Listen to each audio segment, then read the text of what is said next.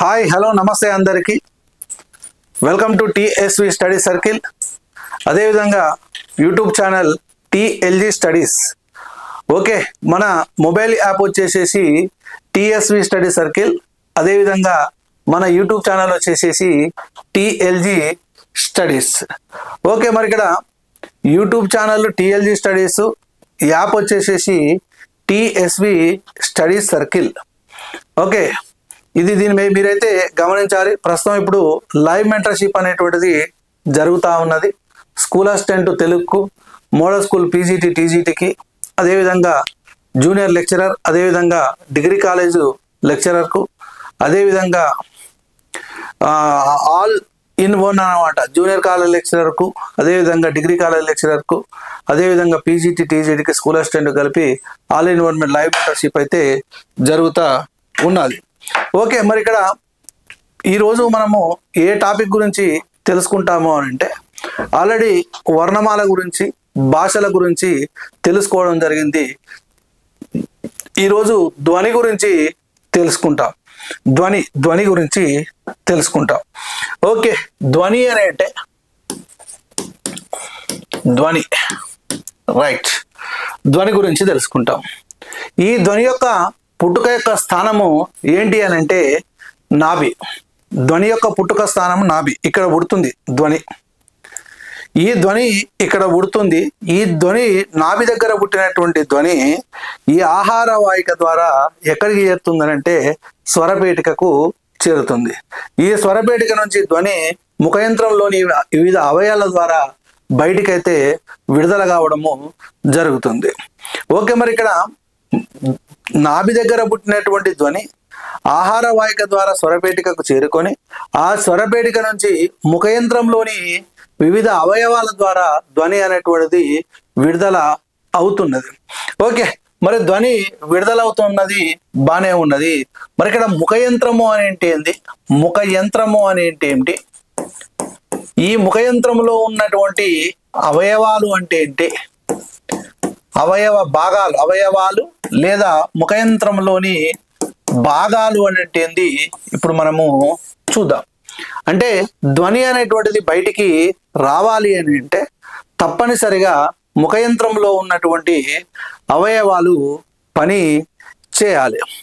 ఈ ముఖయంత్రంలో ఉన్నటువంటి అవయవాలు పని చేస్తేనే ఏమవుతుంది అని అంటే ధ్వని అనేటువంటిది బయటికి రావడము జరుగుతుంది. ఓకే, జాగ్రత్త అయినాలి.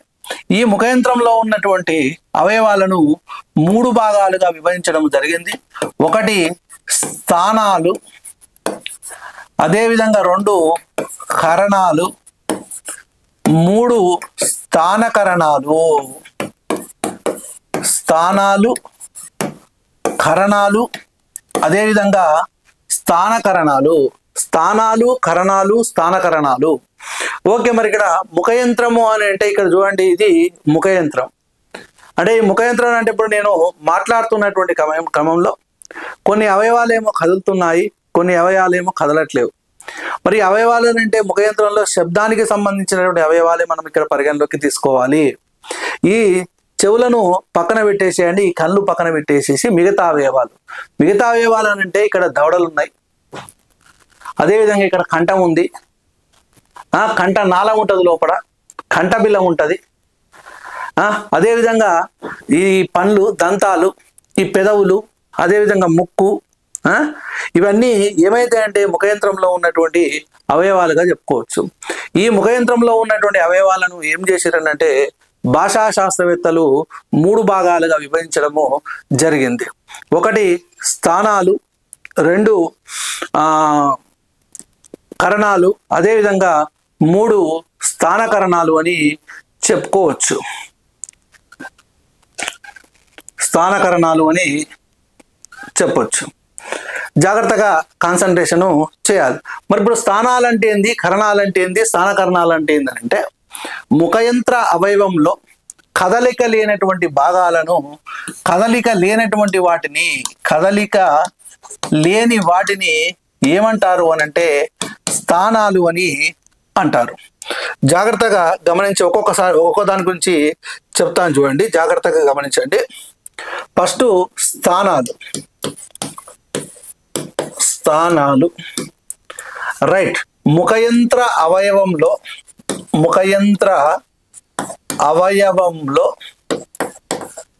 కదలిక లేనటువంటివి, కదలిక ఉన్నటువంటివి కాదు, కదలిక లేనటువంటి భాగాలు లేదా అవయవాలను ఏమంటారు అని అంటే స్థానాలు అని అంటారు. స్థానాలు అని అంటారు. ముఖయంత్ర అవయవంలో కదలిక లేనటువంటివి. ఓకే, మరి ఇక్కడ కదలిక లేనటువంటి ఏంటి అని చూసినట్లయితే నేను మాట్లాడుతూ ఉన్నాను. ఇట్లా మాట్లాడుతుంటే ఏ పెదవి కదులుతుంది? కింది పెదవి కదులుతుందా, పై పెదవి కదులుతుందా? చెప్పండి. నా నోటిని చూసి చెప్పండి. ఇట్లా మాట్లాడుతుంటే పై పెదవి కదులుతుందా, కింది పెదవి కదులుతుందా? పై పెదవి కదులుతుందా, కింది పెదవి కదులుతుందా? చెప్పాలి. కదిలేది ఏంది? కింది పెదవా, పై పెదవా? రైట్. కింది పెదవి కదులుతుంది. అంటే కింది పెదవి ఏమో కదులుతుంది, పై పెదవి కదులుతలేదు. అంటే పై పెదవి కదులుతలేదు, పై దవడ కూడా కదులుతలేదు. అంటే స్థానాల కిందికి ఏమేమి వస్తాయి అని అంటే పై పెదవి కదులుతలేదు కాబట్టి పై పెదవి వస్తుంది, పై దంతాలు కూడా కదులుతలేవు కాబట్టి పై దంతాలు వస్తాయి. అదేవిధంగా పై దవడ కూడా వస్తుంది, మొత్తము పై దవడ వస్తుంది. అదేవిధంగా దంతమూలము, దంతాల యొక్క మూలాలు కూడా కదలవండి. అదేవిధంగా కఠిన తాలువుకు సంబంధించి కఠిన తాలువు, అదేవిధంగా మృదుతాలు, అదేవిధంగా లంబిక అని అంటే కొండనాలిక అన్నమాట, లోపడి ఉంటుంది లంబిక. అదేవిధంగా లంబికతో పాటు కంఠనాళము అనేటువంటిది లోపడి ఉంటుంది. ఈ కంఠనాళం అనేటువంటిది కదలదు, కంఠం కదులుతుంది కానీ కంఠనాళం అనేటువంటిది కదలదు. మరి ఇక్కడ ఈ లంబిక స్థానంగా కలిగినటువంటి ధ్వనులు మనకు తెలుగులో కనిపించవు. ఇది ఇంపార్టెంట్ బిట్. లంబిక స్థానంగా కలిగినటువంటి ధ్వనులు తెలుగులో కనిపించవు. మరి ఇక లంబిక స్థానంగా గల ధ్వనులు ఏ భాషలో కనిపిస్తాయి అని అంటే ఉర్దూ భాషలో కనిపిస్తాయి, అదేవిధంగా అరబిక్ భాషలో కూడా కనిపిస్తాయి. ఆ లంబిక స్థానంగా గల ధ్వనులు ఏంటివని అంటే క్యూకామా జీలు అని చెప్పొచ్చు. ఈ క్యూకామా జీలు అనేటువంటివి ఉర్దూ అరబిక్ భాషల్లో మాత్రమే కనిపిస్తాయి. వాటికి లంబిక స్థానము అని అంటే ఏంటంటే కదలకుండా ఉండేటువంటి అవయవము. అడుగుతాడు బిట్టు. లంబిక స్థానంగా గల ధ్వనులు ఏ భాషలో మనకు కనిపిస్తాయి అని అంటే ఉర్దూ అరబిక్ భాషల్లో మాత్రమే లంబిక స్థానంగా గల ధ్వనులు కనిపిస్తాయని చెప్పొచ్చు. మరి లంబిక సరిగా పనిచేయలేదనుకోండి, అంటే నాసిక నిరానునాసిక, అంటే నాసిక నిరానునాసిక భేదాన్ని మనమైతే గుర్తించలేము. అంటే లంబిక ఇట్లా మనం ఏదైనా పగిలినప్పుడు, నాలుక ఇట్లా పగిలినప్పుడు మాట్లాడినటువంటి సందర్భంలో మాటలో తేడా అనేటువంటిది వస్తుంది. అంటే లంబిక సరిగ్గా పనిచేయకపోతే నాసిక నిరానునాసిక భేదాన్ని మనము గుర్తించలేము. లంబిక స్థానంగా కలిగినటువంటి ధ్వనులు తెలుగు భాషలో లేవు. లంబిక స్థానంగా గల ధ్వనులు ఉర్దూ అరబిక్ భాషల్లో మాత్రమే కలవు. ఇది మీరు గమనించాల్సినటువంటి విషయం. ఇది స్థానాలకు సంబంధించి. స్థానము అని అంటే ముఖయంత్ర అవయవంలో కదలిక లేనటువంటి భాగాలను ఏమంటారు అని అంటే స్థానాలు అని అంటారు. రైట్. నెక్స్ట్ ఇంకా చూసినట్లయితే కరణాల గురించి చూద్దాం. కరణాలు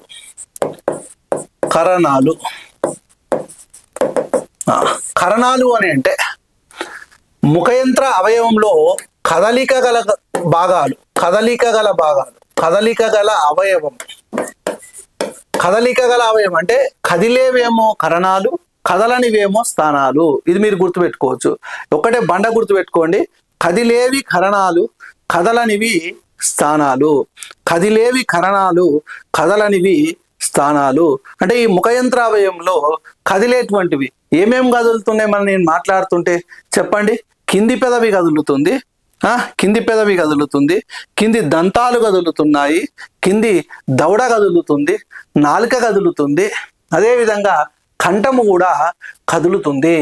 అంటే ఇక్కడ ఏమేమి కదులుతున్నాయి అని అంటే కింది పెదవి కదులుతుంది, కింది పెదవి, క్రింది దంతాలు కూడా కదులుతున్నాయి, అదేవిధంగా క్రింది దవడ కూడా కదులుతుంది, కింది దవడ, అదేవిధంగా జిహ్వ అంటే ఏంది, నాలుక కూడా కదులుతుంది, అదేవిధంగా కంఠము కూడా కదులుతుంది.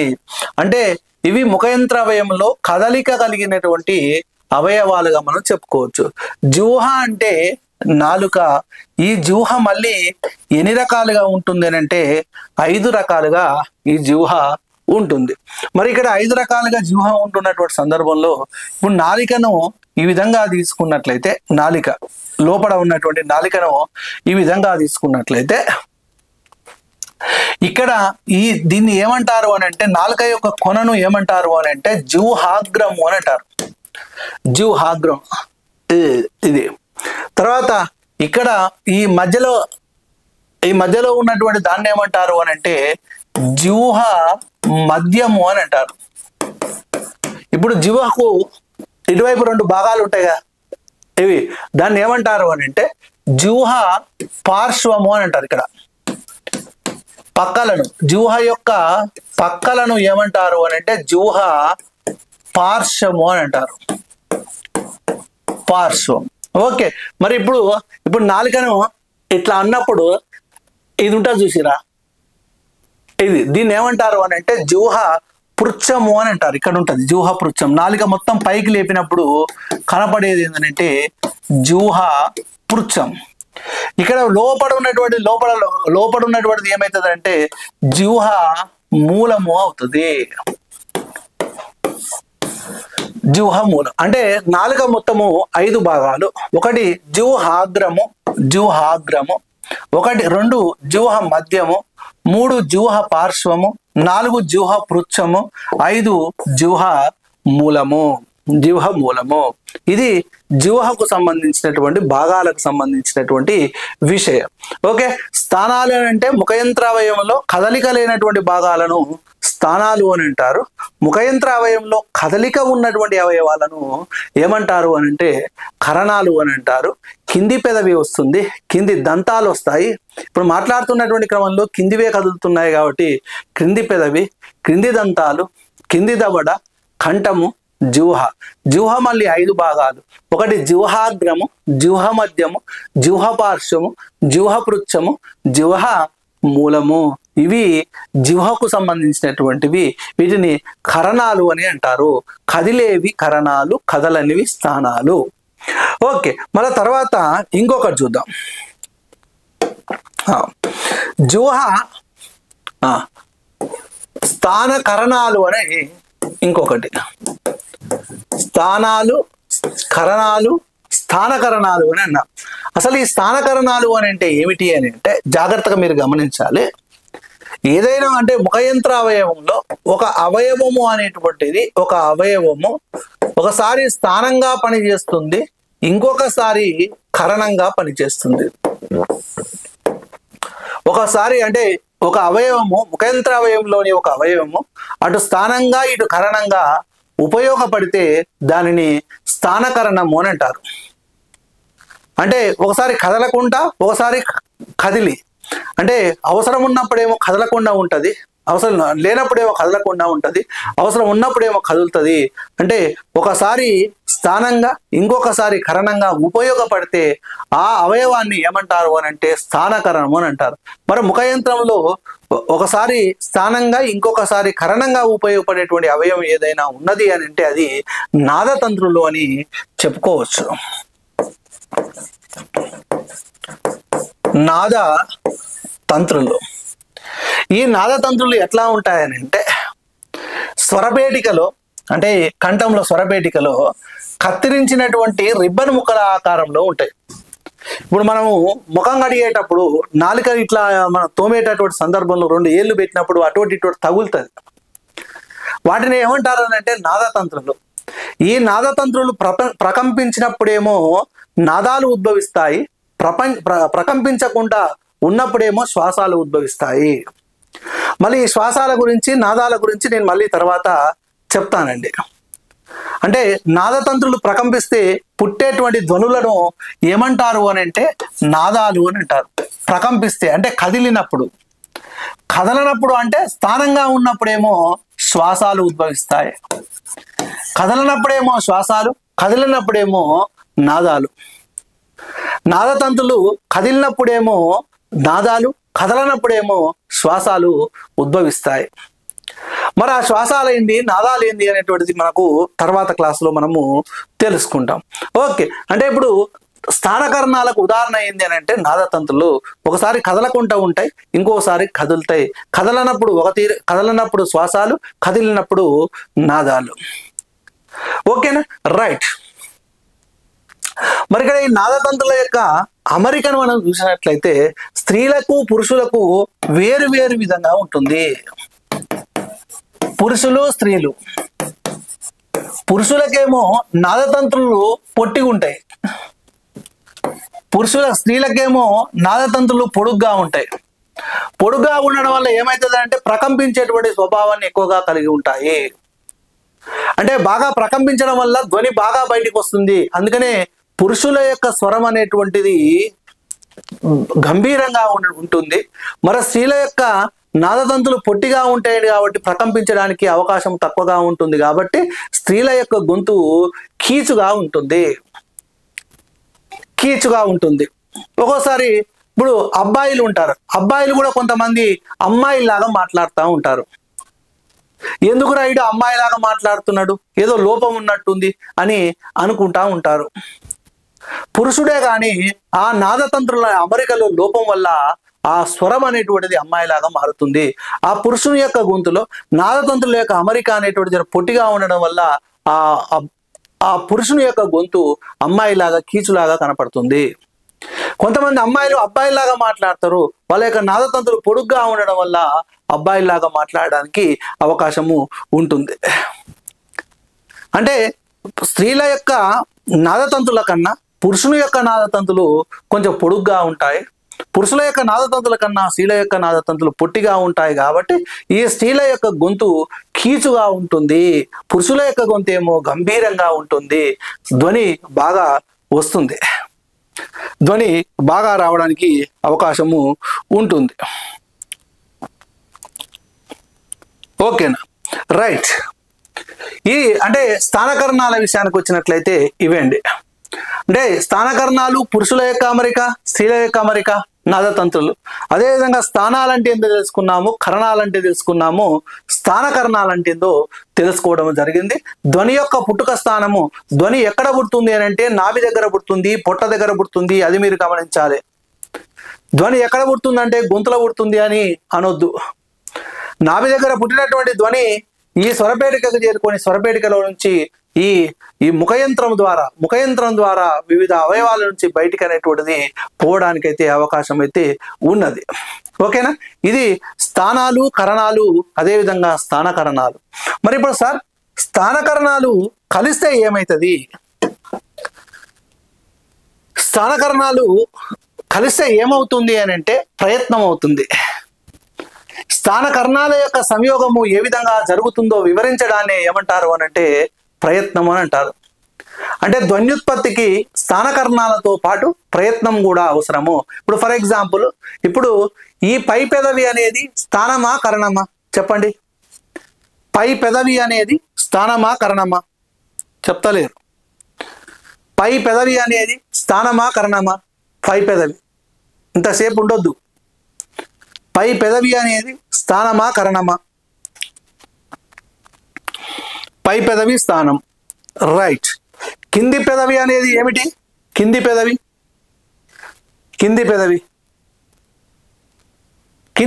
కరణం. ఓకే, ఇప్పుడు మీరు ఏం చేస్తారని అంటే పై పెదవి పట్టుకొని కింది పెదవి పట్టుకొని లాగండి. లాగినటువంటి సందర్భంలో మనము ధ్వని అనేటువంటిది కరెక్ట్గా రాదు. అంటే స్థానము కరణము కలిస్తేనే ధ్వని అనేటువంటిది బయటికి వస్తుంది. అంటే స్థానకరణాల యొక్క సంయోగము ఏ విధంగా జరుగుతుందో వివరించడాన్ని ఏమంటారు అని అంటే ప్రయత్నము అని అంటారు. స్థానకరణాల యొక్క సంయోగం ఏ విధంగా జరుగుతుందో వివరించడాన్ని ఏమంటారు అని అంటే ప్రయత్నము అని అంటారు.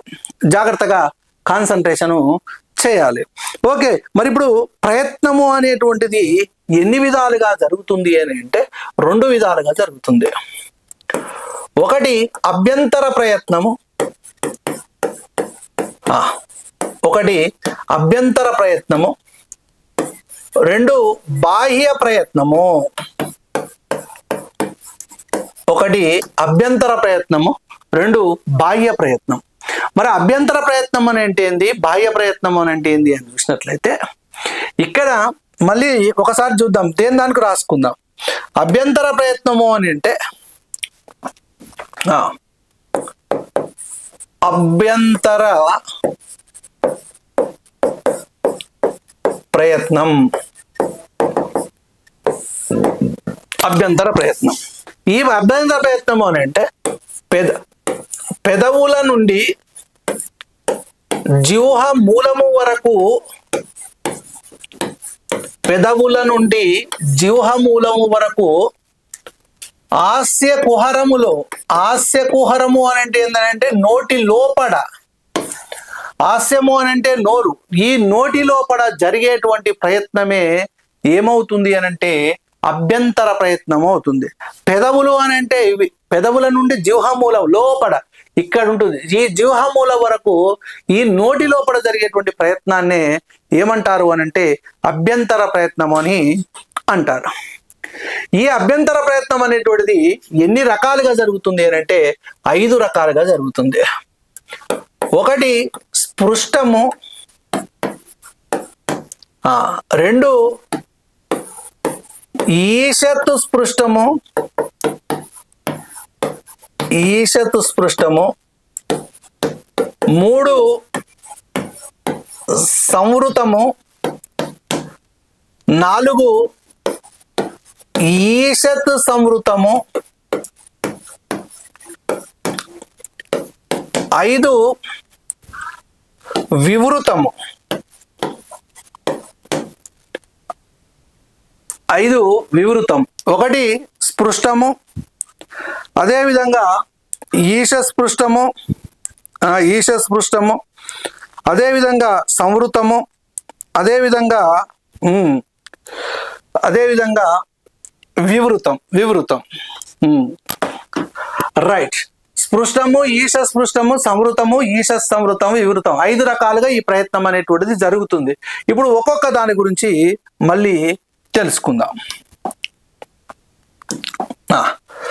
రైట్, అందులో ఫస్ట్ వన్ ఏంటిదని అంటే సంవృతం, సంవృతం కాదు, స్పృష్టం.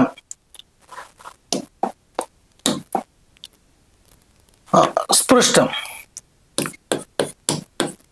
వినాలి, జాగ్రత్త వినాలి, చాలా చక్కగా ఉంటుంది. స్పృష్టం, ఈ స్పృష్టము అని ఏంటంటే కా నుండి మా వరకు గల అక్షరాలు, అంటే ఇక్కడ కా నుండి మా వరకు గల అక్షరాల వరకు జరిగేటువంటి ప్రయత్నం అంటే ఏం లేదండి, స్థానము కరణాలు ఈ రెండిటి యొక్క సంపూర్ణ స్పర్శ వలన, సంపూర్ణ స్పర్శ వలన అంటే సంపూర్ణ స్పర్శ వలన జరిగేటువంటి ప్రయత్నాన్ని ఏమంటారు అని అంటే స్పృష్టము అని అంటారు. అంటే స్థానము కరణము 2 సంపూర్ణంగా స్పర్శించుకుంటాయి, సంపూర్ణంగా తాకుతాయి.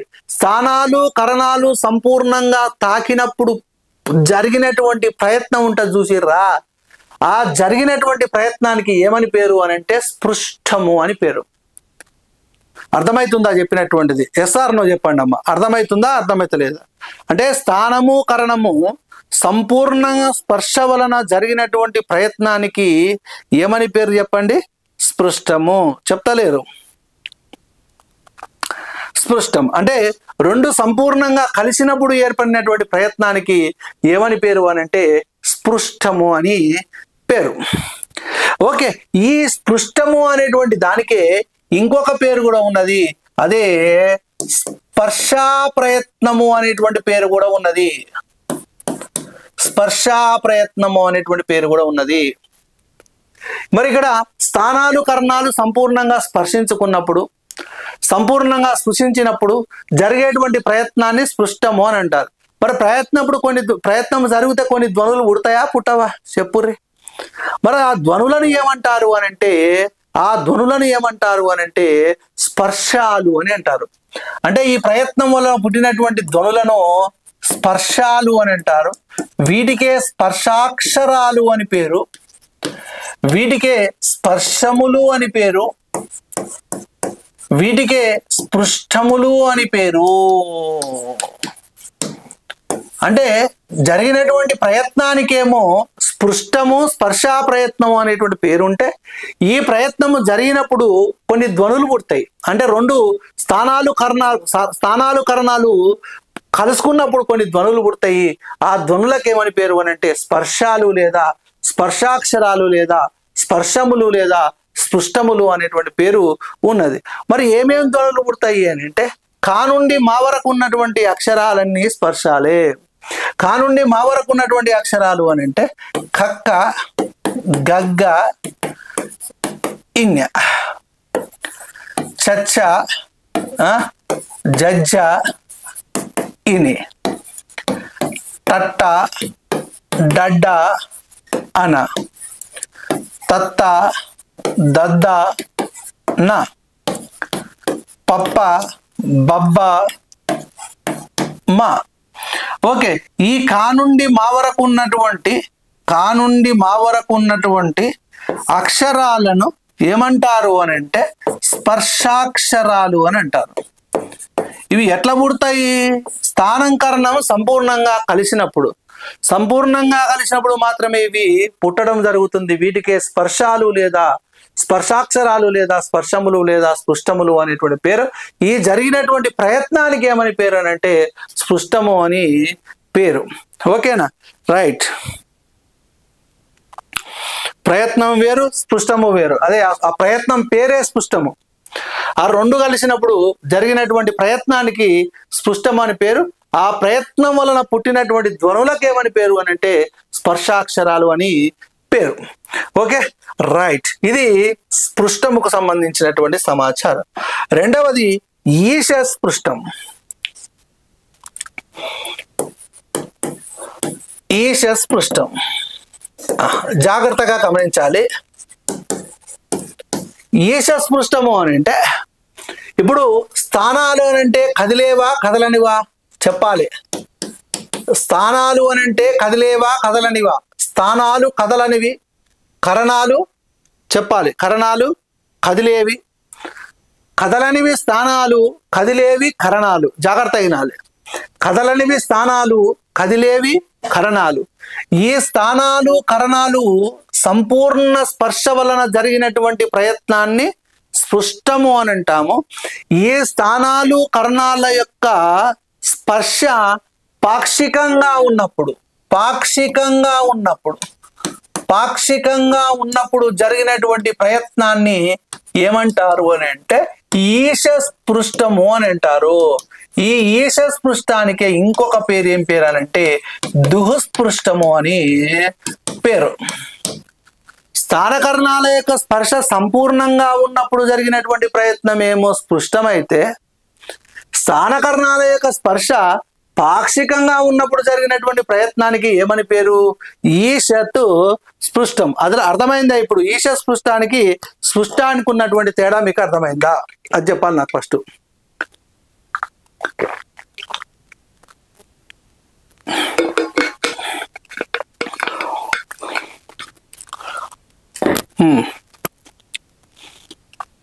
స్పృష్టానికి ఈశ స్పృష్టానికి ఉన్నటువంటి తేడా అర్థమైందా? ఫస్ట్ అది చెప్పండి నాకు.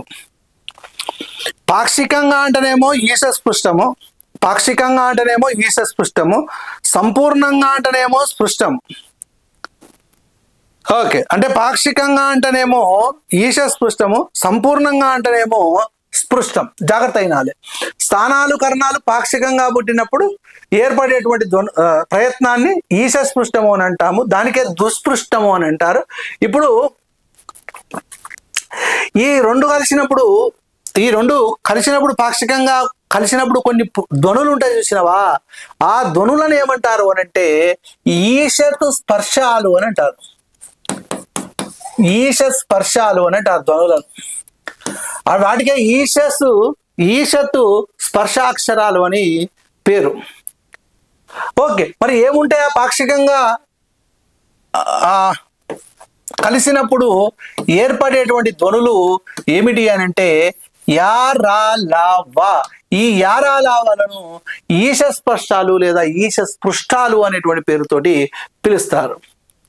ఓకే, అంటే ఇక్కడ స్థానకర్ణాల యొక్క సంపూర్ణ స్పర్శ వలన ఏర్పడినటువంటి ప్రయత్నము స్పృష్టమైతే, స్థానకర్ణాల యొక్క సంపూర్ణ స్పర్శ వలన ఏర్పడినటువంటి ప్రయత్నము స్పృష్టమైతే, ఆ స్పృష్టము అనేటువంటి ప్రయత్నము జరిగినప్పుడు పుట్టినటువంటి ధ్వనులను స్పర్శాలు లేదా స్పర్శాక్షరాలు అని అంటారు. కా నుండి మా వరకు ఉన్నటువంటి అక్షరాలను స్పర్శాలు అని అంటారు. యారాలావాలని ఏమంటారంటే ఈష స్పర్శాలు అని అంటారు, ఈష స్పృష్టము అని అంటారు. ఓకే, ఇది ఈష స్పృష్టముకు సంబంధించినటువంటి అవగాహన. తర్వాత మూడవది సంవృతం.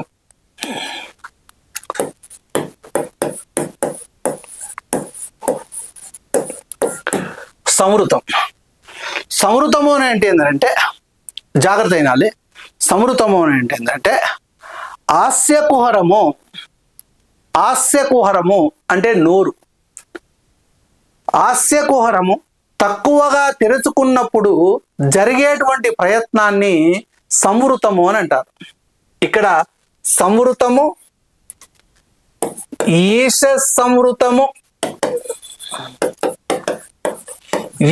సంవృతము, అదేవిధంగా వివృతము. ఈ మూడిటి గురించి ఒకటేసారి చెప్తా, జాగ్రత్తగా వినాలి. సంవృతము, ఈష సంవృతము, వివృతం. అంటే ఇక్కడ హాస్యకుహరము తక్కువగా తెరుచుకున్నప్పుడు జరిగినటువంటి ప్రయత్నాన్ని సంవృతము అని అంటారు. అంటే ఇక్కడ తక్కువగా తెరుచుకున్నప్పుడు, జాగ్రత్త అయినది. హాస్యకుహరము సంవృతము కంటే ఎక్కువగా తెరుచుకున్నప్పుడు జరిగేటువంటి ప్రయత్నాన్ని ఈష సంవృతము అని అంటారు. వివృతం, హాస్యకుహరము ఎక్కువగా తెరుచుకున్నప్పుడు జరిగేటువంటి ప్రయత్నాన్ని వివృతం అని అంటారు. ఏంది సార్ ఇదంతా ఏదో అట్లా ఉన్నది ఏంటంటే, ఇప్పుడు ఒకటే చెప్తా చూడండి. సంవృతము ఈజ్ లెస్ దాన్ ఈష సంవృతము, లెస్ దాన్ ఈష సంవృతం. ఈష సంవృతము ఈజ్ లెస్ దాన్ వివృతం. అంటే ఏం లేదు, హాస్యకుహరము తక్కువగా తెరుచుకున్నప్పుడేమో సంవృతము, సంవృతము కంటే ఎక్కువగా తెచ్చుకున్నప్పుడేమో ఈష సంవృతము, ఈష సంవృతం కంటే ఎక్కువగా తెచ్చుకున్నప్పుడేమో వివృతం. అంటే ఏం లేదండి, ఈష సంవృతం అని అంటే వివృతము కంటే తక్కువగా, సంవృతము కంటే ఎక్కువగా హాస్యకుహరము తెరుచుకున్నప్పుడు జరిగేటువంటి ప్రయత్నాన్ని ఈష సంవృతము అని అంటారు. హాస్యకుహరము తక్కువగా తెరుచుకున్నప్పుడు జరిగేటువంటి ప్రయత్నాన్ని సంవృతం అని అంటారు. ఈ హాస్యకుహరము మిక్కిలి ఎక్కువగా తెరుచుకున్నప్పుడు జరిగేటువంటి ప్రయత్నాన్ని వివృతం అని అంటారు. ఓకే సార్, ప్రయత్నాలు అయితే జరిగినాయి, ప్రయత్నాల వల్ల ఏమైనా ధ్వనులు పుట్టవా అంటే పుడతాయి కంపల్సరీ. ప్రయత్నం జరిగినప్పుడు తప్పనిసరిగా ధ్వనులు పుట్టాల్సినటువంటి అవసరం ఉన్నది. ఓకే, మరి ఇక్కడ ఏంటివి ఈ సంవృతము అని అంటే ఈ ఊ సంవృతము జరిగినప్పుడు పుట్టినటువంటి ధ్వనులు, వీటికే ఏమని పేరు అని అంటే సంవృతాలు అని పేరు.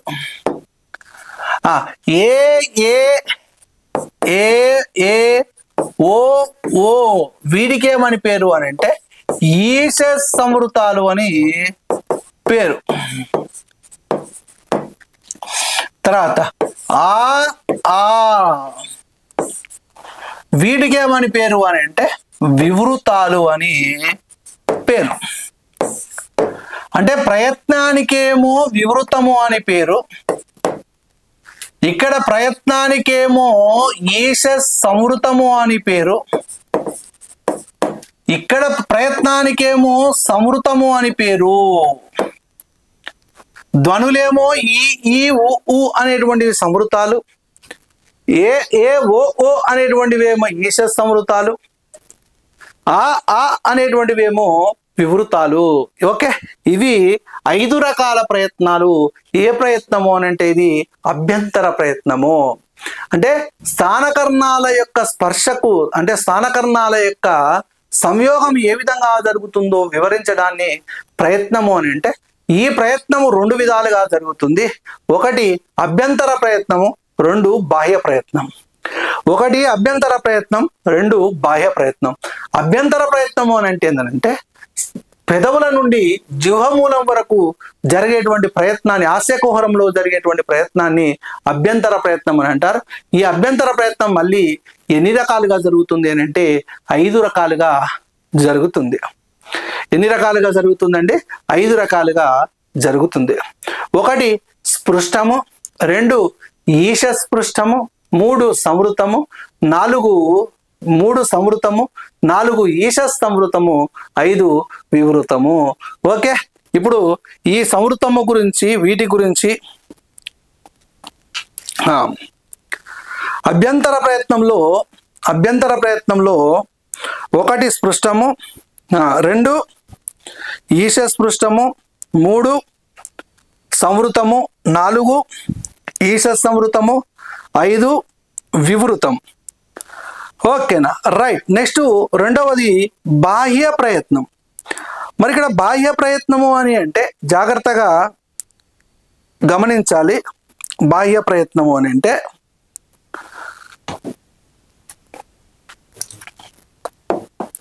బాహ్య ప్రయత్నం, రైట్. రెండవది బాహ్య ప్రయత్నం.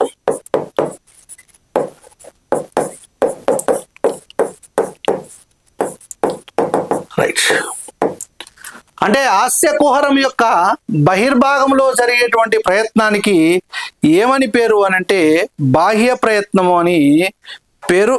హాస్యకుహరంలో జరిగేటువంటి బహిరంగ, అంటే బయట జరిగేటువంటి బహిర్భాగంలో జరిగేటువంటి ప్రయత్నానికి బాహ్య ప్రయత్నం అని పేరు. ఇక్కడ మరి జిహ్వాగ్రము నుండి కృకాగ్రము వరకు హాస్య బహిర్భాగంలో జరిగేటువంటి ప్రయత్నమే బాహ్య ప్రయత్నం.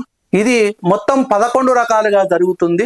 1 శ్వాసత, 2 నాదత, 3 అల్ప ప్రాణత, 4 మహాప్రాణత, 5 సంహారము, 6 వివారము, 7 ఉదాత్తము, 8 అనుదాత్తము, అనుదాత్తము,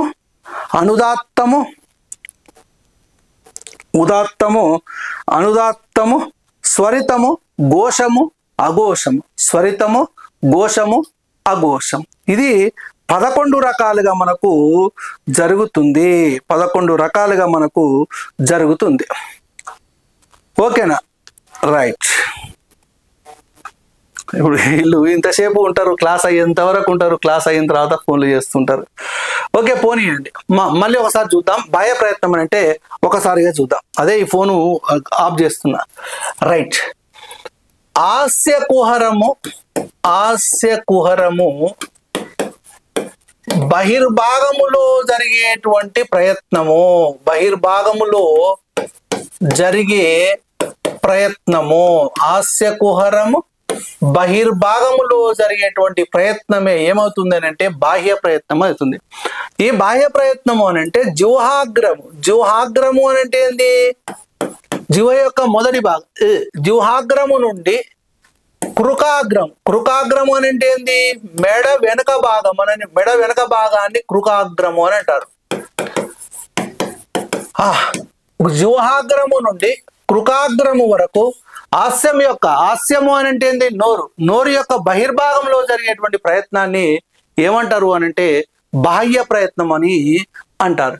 ఈ బాహ్య ప్రయత్నం మొత్తం 9 రకాలుగా జరుగుతుంది. చెప్పేటప్పుడు మంచిగా నీట్ గా రాసుకోవాలి. రన్నింగ్ నోట్స్ మెటీరియల్ ఉంటది కానీ శ్వాసత, నాదత, అల్ప ప్రాణత,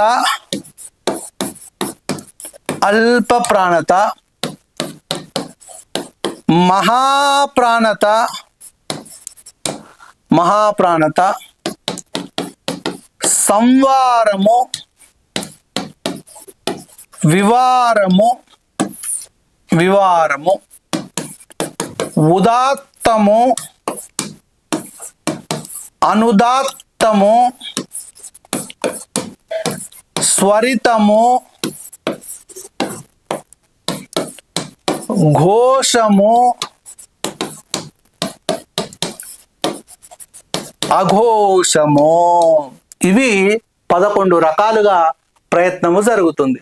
1 శ్వాసత, 2 నాదత, 3 అల్పప్రాణత, 4 మహాప్రాణత, 5 సంవారము, 6 వివారము, 7 ఉదాత్తము, 8 అనుదాత్తము, 9 స్వరితము, 10 ఘోషము, 11 అఘోషం. ఇది రాసుకోండి. మరి ఇక్కడ శ్వాసతంత్ర అంటే ఏంది, అంటే శ్వాసత అంటే ఏంది, నాదత అంటే ఏంది, అల్పప్రాణత అంటే ఏంది, మహాప్రాణత అంటే ఏందో తెలుసుకుందాం. ఇది చాలా చాలా చాలా చాలా చాలా చాలా చాలా చాలా ఇంపార్టెంట్ అండి. చాలా చాలా చాలా ఇంపార్టెంట్గా మనం ఇది చెప్పుకోవచ్చు. ఓకేనా?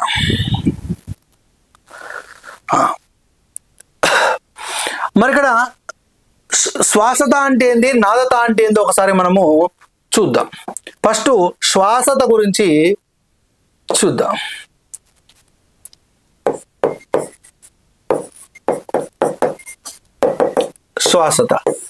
శ్వాసత అని అంటే నాదతంత్రులు వీలైనంత దూరంలో ఉన్నప్పుడు ఏర్పడేటువంటి ప్రయత్నాన్ని శ్వాసత అని అంటారు.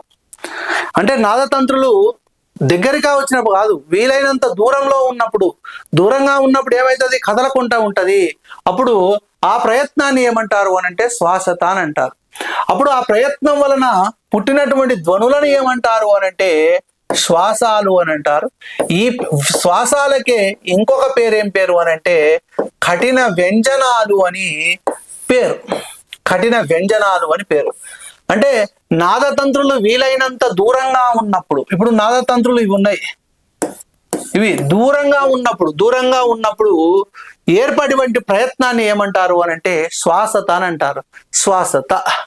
ఆ శ్వాసత అనేటువంటి ప్రయత్నం వల్ల పుట్టినటువంటి ధ్వనులను ఏమంటారు అని అంటే శ్వాసాలు అని అంటారు. వాటికి కఠిన వ్యంజనాలు అనేటువంటి పేరు కూడా ఉన్నది. ఏమేమి వస్తాయి ఈ శ్వాసాల కిందికి అని అంటే వర్గ ప్రథమాక్షరాలు వస్తాయి, అదేవిధంగా ద్వితీయాక్షరాలు వస్తాయి, అదేవిధంగా ఊష్మాలు కూడా రావడము జరుగుతుంది. వర్గ ప్రథమాక్షరాలు అని అంటే కచడ తప, ద్వితీయాక్షరాలు అని అంటే ఖ ఛ ట త ప, అదేవిధంగా ఊష్మాలు అని అంటే షే ష స హ. ఇవి శ్వాసాలకు ఉదాహరణగా మనము చెప్పొచ్చు. తర్వాత రెండవది నాదత.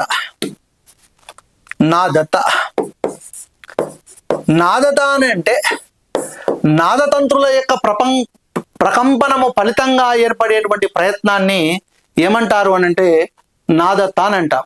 అంటే నాదతంత్రులు ప్రకంపించినప్పుడు ఏర్పడేటువంటి ప్రయత్నాన్ని, నాదతంత్రులు వీలైనంత దూరంగా ఉండి ప్రకంపించకుంటే ఏర్పడేటువంటి ప్రయత్నం ఏమో శ్వాసత. నాదతంత్రులు దగ్గరికి వచ్చి ప్రకంపించడం వల్ల ఏర్పడినటువంటి ప్రయత్నాన్ని ఏమంటారు అని అంటే నాదత అని అంటాము. ఈ నాదత అనేటువంటి ప్రయత్నం వల్ల పుట్టినటువంటి ధ్వనులను ఏమంటారు అని అంటే నాదాలు అంటారు. వీటికే ఇంకొక పేరు ఏం పేరు అని అంటే మృదు వ్యంజనాలు అని పేరు. మృదు వ్యంజనాలు అనేటువంటి పేరు ఉన్నది. అంటే ఇక్కడ జాగ్రత్తగా కాన్సన్ట్రేషన్ అయితే మీరు చేయాలి.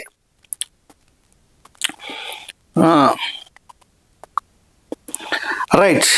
ఓన్లీ కచడ తప అని అనుకుంటారు కానీ కచడ తపతో పాటు ఇంకో ఖా ఛా టా తాప, అదేవిధంగా ఊష్మాలు కూడా వస్తాయండి. ఓకే.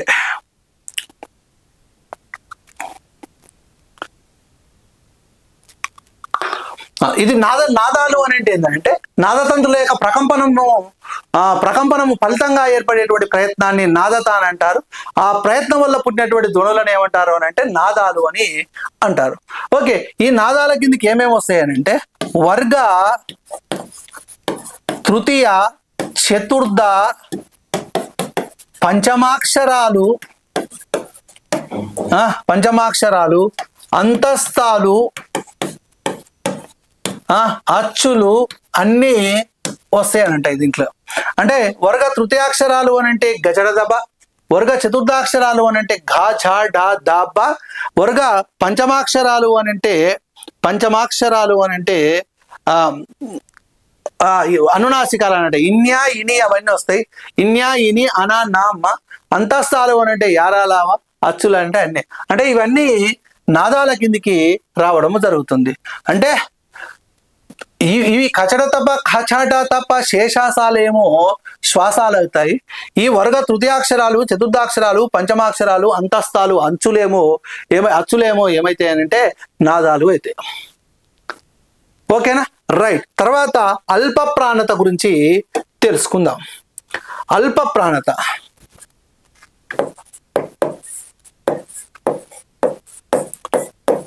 అల్ప ప్రాణత అని అంటే ఇప్పుడు ధ్వనిని ఉచ్చరించడకు వాయు పరిణామం అనేటువంటిది అవసరం. అంటే వాయువు ఉచ్చరించాలంటే గాలి తప్పనిసరిగా అవసరము. అంటే ధ్వనిచ్చారణలో భాగంగా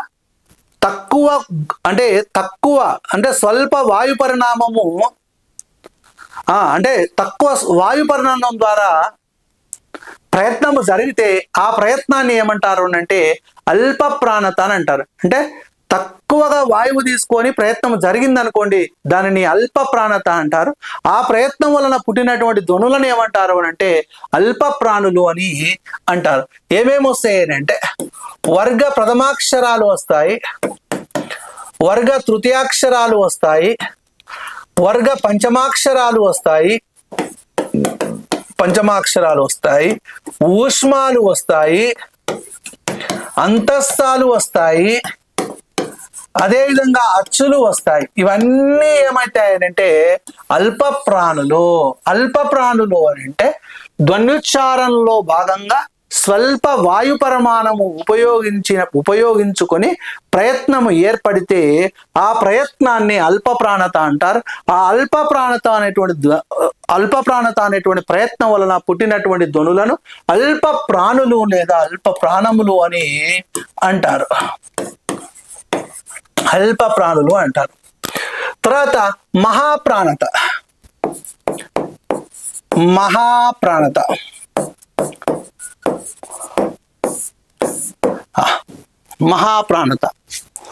ఈ మహాప్రాణత అని ఏంటంటే ధ్వనిచ్చారణలో భాగంగా అధిక వాయు పరిణామం ఉపయోగించుకొని ప్రయత్నం ఏర్పడితే దాన్ని మహాప్రాణత అంటారు. ఈ మహాప్రాణత వలన పుట్టినటువంటి ధ్వనులను మహాప్రాణులు అని అంటారు.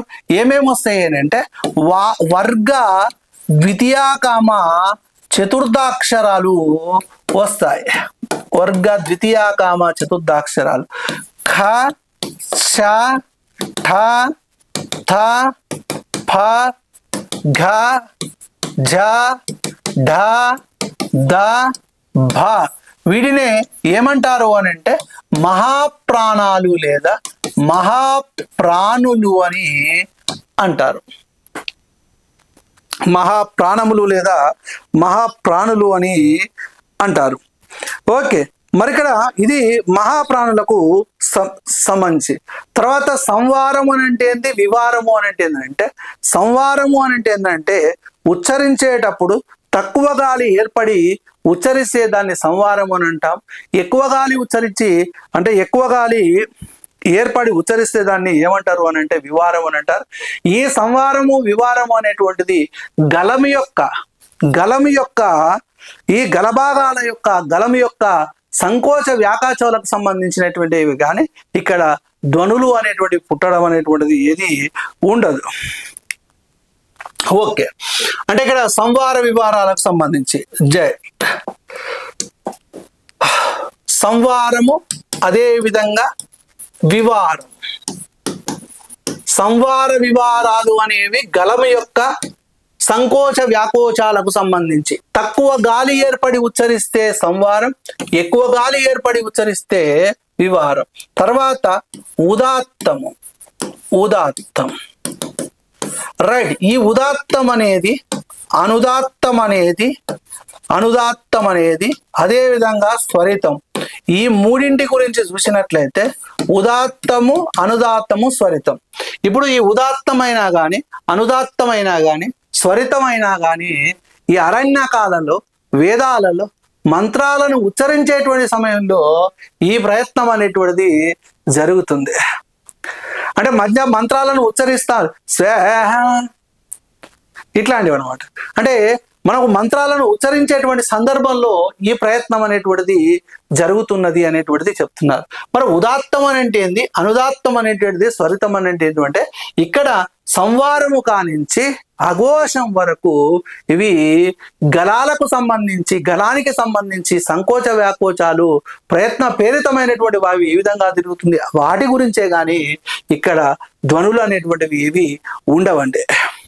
మరి ఉదాత్తము, అనుదాత్తము, స్వరితం వీటి గురించి గురుకులాలలో ప్రశ్న అనేటువంటిది పడ్డది. ప్రయత్న ప్రేరితమైనటువంటి వాయువు వినాలే, ప్రయత్న ప్రేరితమైనటువంటి వాయువు తాలువాది స్థానాల యొక్క, తాలువ అంటే దౌడ, ఇది దౌడ, ఈ తాలువాది స్థానాల యొక్క ఈ పై భాగాన్నేమో ఊర్ధ్వ భాగము అని అంటారు, కింది భాగాన్నేమో అధో భాగము అని అంటారు. అంటే ప్రయత్నము వలన ఒక వాయువు ఉడుతుంది. ప్రయత్న ప్రేరితమైనటువంటి వాయువు తాళవాది స్థానాల యొక్క ఊర్ధ్వ భాగము తాకినప్పుడు జరిగేటువంటి ప్రయత్నాన్ని ఏమంటారు అని అంటే ఉదాత్తము అని అంటారు. అంటే ప్రయత్నం జరుగుతుంది, స్థానకరణాలు కలుసుకొని ప్రయత్నం జరుగుతుంది. ప్రయత్నం జరిగిన తర్వాత పుట్టినటువంటి వాయువు ఉంటుంది చూసినవా, ఆ వాయువు అయి దవడ యొక్క పైన తగిలినప్పుడు జరిగినటువంటి ప్రయత్నాన్ని ఉదాత్తం అని అంటారు. పైన జరుగుతానేమో ఉదాత్తం, కింద జరుగుతానేమో అనుదాత్తం, ఇదేమో ఉదాత్తము, ఇక్కడనేమో అనుదాత్తం. ఈజీ అని అంట. అట్లా కాకుండా ప్రయత్న ప్రేరితమైనటువంటి వాయువు తాళవాది స్థానాల యొక్క ఊర్ధ్వకామ అధో భాగాలను వరుసగా తాకినప్పుడు ఏర్పడేటువంటి ప్రయత్నాన్ని ఏమంటారు అని అంటే స్వరితము అని అంటారు. ఏం లేదు, చాలా ఈజీ.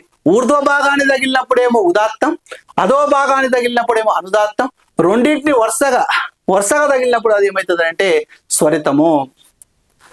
ప్రయత్న ప్రేరితమైనటువంటి వాయువు తాళవాది స్థానాల యొక్క ఊర్ధ్వకామ అధో భాగాలను వరుసగా తాకినప్పుడు ఏర్పడేటువంటి ప్రయత్నాన్ని ఊర్ధ్వకామ అధో భాగాలను వరుసగా తాకినప్పుడు ఏర్పడేటువంటి ప్రయత్నాన్ని ఏమంటారు అని అంటే స్వరితము అని అంటారు. తర్వాత ఇంకొకటి ఉన్నది ఘోషం. ఘోషం అండి, దోషం అనుకునేరు. ఇంకోటి అఘోషం. రైట్. ఇప్పుడు ఈ స్వరపేటికలో మనకు సప్తపదాగ్రము అనేటువంటి ఉంటాయి గలభాగంలో, అదేవిధంగా కృకాగ్రము ఉంటుంది, అదేవిధంగా జిహ్వాంతము ఉంటుంది. కృకాగ్రమం అని అంటేనే మెడ యొక్క వెనుక భాగం, జిహ్వాంతం అని అంటే జిహ్వ యొక్క చివరి భాగము. అదేవిధంగా సప్తపదాగ్రమం అనేటువంటిది ఉంటుంది, కంఠబిలం రంధ్రం, కంఠం యొక్క రంధ్రం. ఈ కంఠం యొక్క రంధ్రము, మెడ యొక్క వెనుక భాగము, జిహ్వం యొక్క చివరి భాగం, ఈ మూడింటిని గట్టిగా ఇట్లా బిగించినప్పుడు ఏర్పడేటువంటి ప్రయత్నాన్నేమో ఘోషం అని అంటాము. సడలించినప్పుడు ఏర్పడేటువంటి ప్రయత్నాన్నేమో అఘోషం అని అంటాం. ఇప్పుడు ఎవరైనా కోపం మీద అంటాం, తంతరా అంటుంటే అంటుంటో చూసామా, అప్పుడు ఘోషం ఏర్పడుతుంది. అదే సడలిస్తే ఏర్పడుతుంది అని అంటే అఘోషం అనేటువంటిది ఏర్పడుతుంది. ఇది 11 రకాలుగా బాహ్య ప్రయత్నం అనేటువంటిది జరుగుతుంది. ఇక్కడ మనకు ఈ ఉదాత్తము, అనుదాత్తము, స్వరితం మీరు చెప్పాలి. ప్రయత్న ప్రేరితమైనటువంటి వాయువు తాళవాది స్థానాల యొక్క పైభాగాన్ని తగిలినప్పుడు జరిగేటువంటి ప్రయత్నాన్ని ఏమంటారు? ప్రయత్న ప్రేరితమైనటువంటి వాయువు తాళవాది స్థానాల యొక్క పైభాగాన్ని తాకినప్పుడు ఏర్పడినటువంటి ప్రయత్నాన్ని ఏమంటారు? పైభాగాన్ని. ఊర్ధ్వ ఉదాత్తం ఏందమ్మా, కొత్తగా చెప్తారు.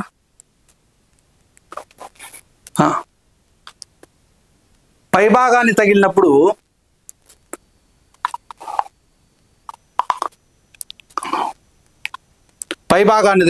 ఉదాత్తం, కింది భాగాన్ని తగిలినప్పుడు ఏమవుతుంది? అనుదాత్తం.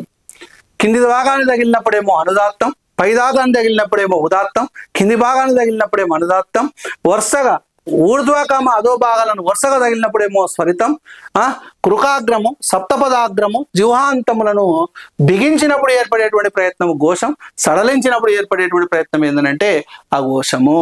ఇది బాహ్య ప్రయత్నం మొత్తము 11 రకాలుగా జరుగుతుంది. 1 శ్వాసత, 2 నాదత, 3 అల్పప్రాణత, 4 మహాప్రాణత, 5 సంవారము, 6 వివారము, 5 సంవారము, 6 వివారము, 7 ఉదాత్తము, 8 అనుదాత్తము, 9 స్వరితము, 10 ఘోషము, 11 అఘోషము. ఇది బాహ్య ప్రయత్నం. అభ్యంతర ప్రయత్నం 5 రకాలుగా జరుగుతుంది. స్పృష్టము, ఈశస్పృష్టము, సంవృతము, ఈశస్ సంవృతము, వివృతమని 5 రకాలుగా జరుగుతుంది. అది అభ్యంతర ప్రయత్నము. ఇది ప్రయత్నానికి సంబంధించి స్థానకరణాలు, స్థానాలు, కరణాలు, ప్రయత్నం గురించి ఈ క్లాస్లో మనము తెలుసుకోవడము జరిగింది. ఓకే, రేపటి క్లాస్లో దీని గురించి తెలుసుకుంటామని అంటే ధ్వన్యుత్పత్తి స్థానాల గురించి, ధ్వనిని ఉత్పత్తి చేసేటువంటి స్థానాల గురించి, అదేవిధంగా ఆధునిక భాషా శాస్త్రవేత్తలు కొన్ని ప్రయత్న భేదాలు చెప్పారు. ఆ ప్రయత్న భేదాల గురించి కూడా తెలుసుకోవడము జరుగుతుంది. ఓకేనా.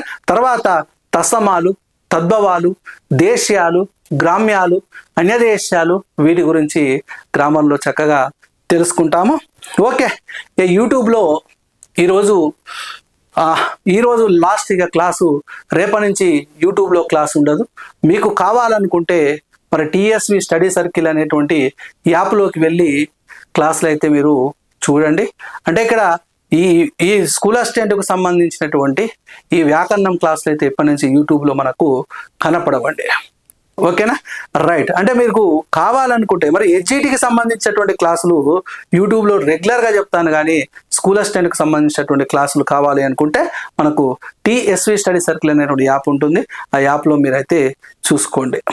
రికార్డెడ్ క్లాసెస్ ఉన్నాయి, లైవ్ క్లాసెస్ ఉన్నాయి, అన్నిటికీ సంబంధించినటువంటి క్లాసెస్ అనేటువంటివి ఉన్నాయి. ఓకే, ముందుగా ఎవరైతే మీరు టీఎల్జీ స్టడీస్ అనేటువంటి యూట్యూబ్ ఛానల్ని చూస్తూ ఉన్నారు, సబ్స్క్రైబ్ చేయకపోతే మాత్రము సబ్స్క్రైబ్ చేయండి, అదేవిధంగా లైక్ చేయండి, అదేవిధంగా కమెంట్ చేయండి, అదేవిధంగా షేర్ అయితే చేయండి. Okay, thank you. అందరికీ విష్ ఆల్ ది బెస్ట్.